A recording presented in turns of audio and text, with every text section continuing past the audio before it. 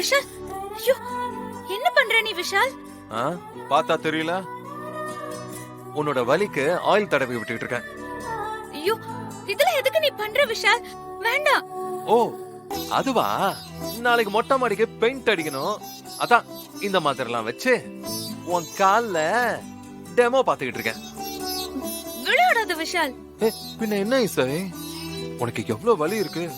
இந்த மாதிரி ஏதாவது ரெமெடி பண்ணாதானே அந்த வலி குறையும். சரி உன் காலை காட்டு, இந்த ஆயில நான் போட்டு விடுறேன். விஷால் இது எல்லாமே நீ எவ்வளவு அம்மா போதுமா போதும். நீ என்ன சொல்லுவேன்னு நான் சொல்லட்டுமா? இதெல்லாம் எனக்கு பழக்காத. அப்புறமா நீ என்ன விட்டு போயிட்டானா நான் ரொம்ப கஷ்டப்படுவேன், அது இதுன்னு அப்படித்தானே சொல்ல போறேன்.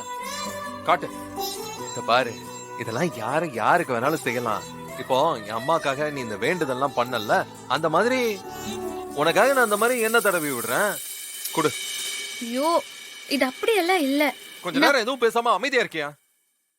குடு. விஷால்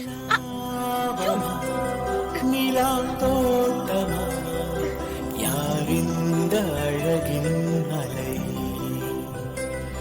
தடாகமா பொன்னீர் வீழ்ச்சியா அழகாலே நனைத்தாள் என்னை சிரிக்கும் அருவி சிறகுள்ள வெண்பனி எடை சூடும் ரோஜா செடி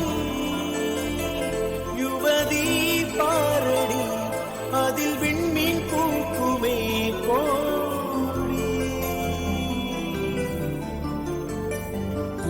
கலாபமா நிலா தோட்டமா யாரிந்த அழகின் அலை தடாகமா பொன்னீர் வீழ்ச்சியா அழகாலே நனைத்தாள் என்னை. என்னடா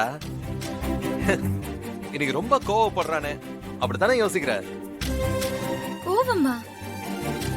ஓ நீ இப்ப பேசுனியே அதுக்கு பேர் தான் கோவமா?